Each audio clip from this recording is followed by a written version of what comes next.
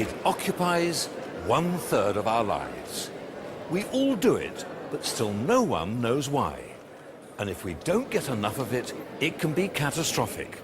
Tonight, on BBC One, we'll be revealing exclusively what keeps Britain awake at night, explaining why a good night's sleep is so important, and we'll give you a practical guide to improve the quality of your sleep. This is the definitive guide on how to sleep better.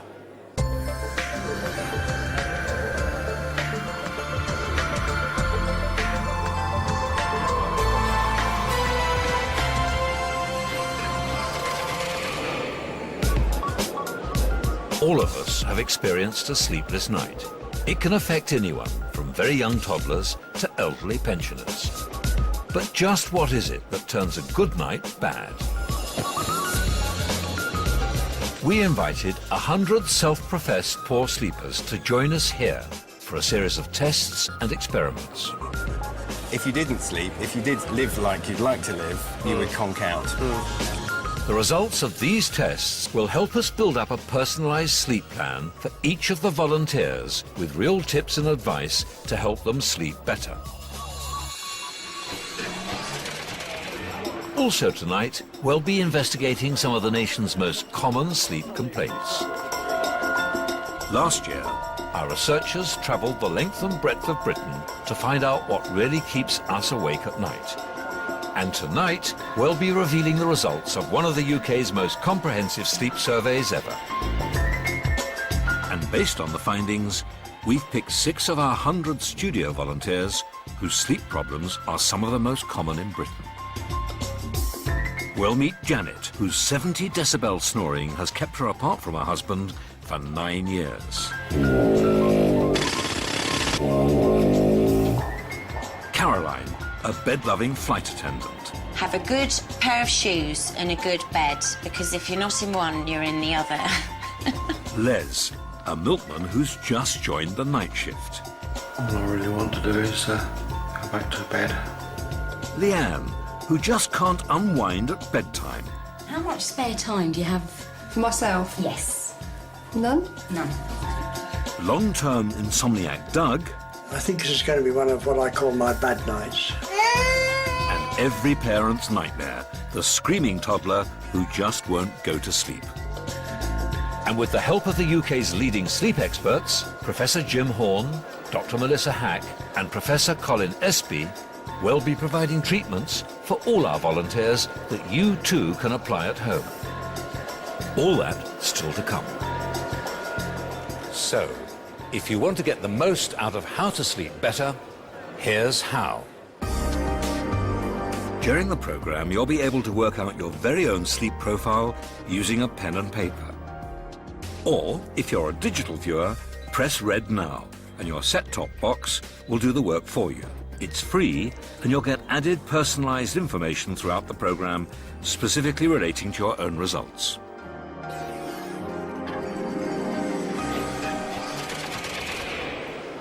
But we start over in the assessment area of the lab, where right now our volunteers are being tested for key brain functions known as the executive skills.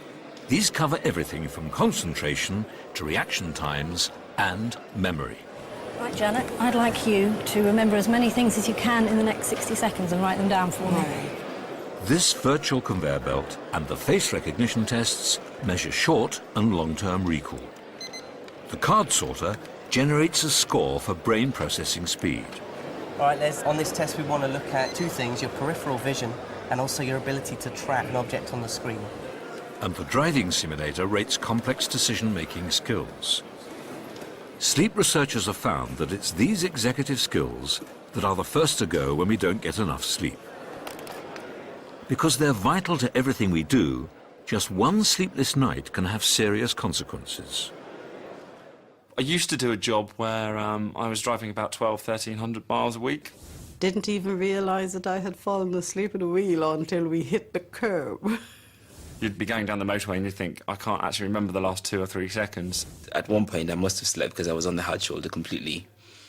And so after that I decided time to stop and have a nap. Have you ever fallen asleep at the wheel? You might not even be aware that you did. 1 in 5 motor accidents in the UK are attributed to people driving when tired. Tonight, John will die in his sleep. He's warm, comfortable, and has his family by his side.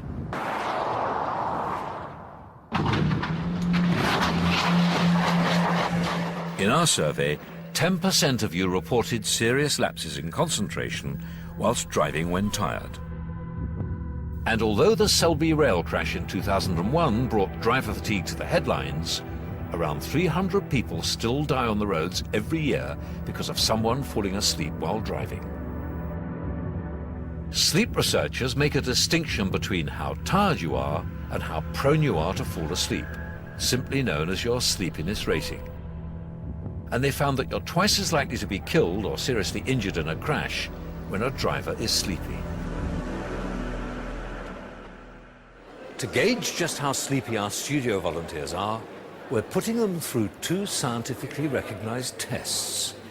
This sleep pod measures how long it takes the volunteers to nod off. The quicker it takes, the more sleepy they are.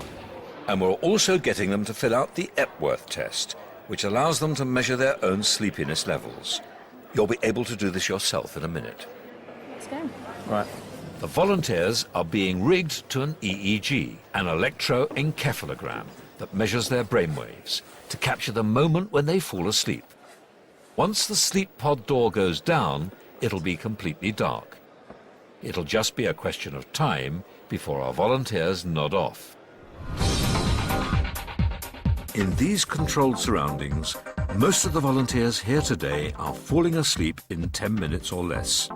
But being able to nod off in laboratory conditions like this doesn't guarantee that you'll sleep well at night. In fact, the speed at which they nod off is a clear indicator that these volunteers are actually sleep deprived. If I'm tired, I'll just nod. Once I'm comfortable, I shut my eyes and I'm asleep. Oh, I can sleep on a clothesline.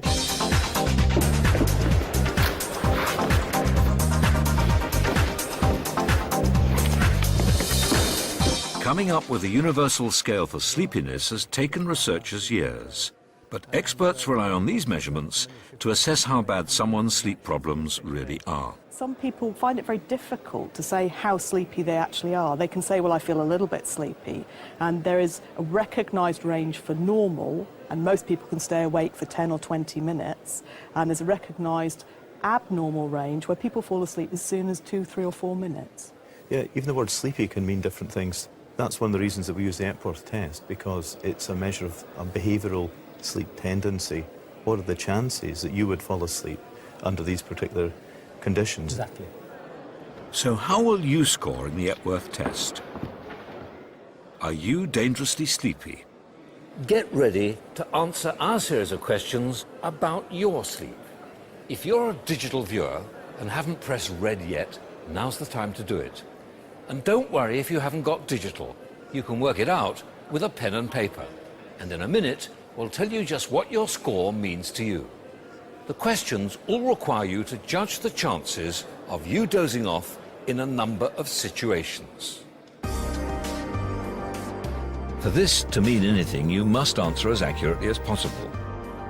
Question 1. What's the chance of you dozing off in the afternoon when sitting and reading? Jot down A for never, B for unlikely, C for possibly, D for very likely.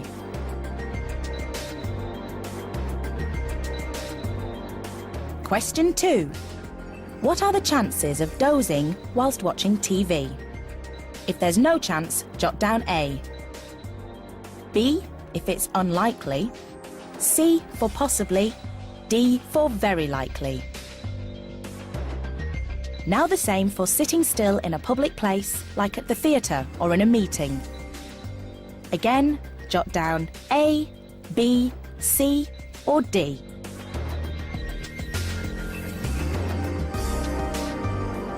And finally, in this section, question 4.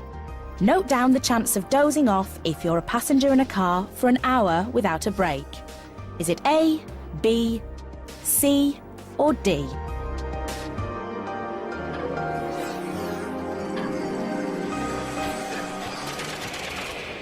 you've now done half the test.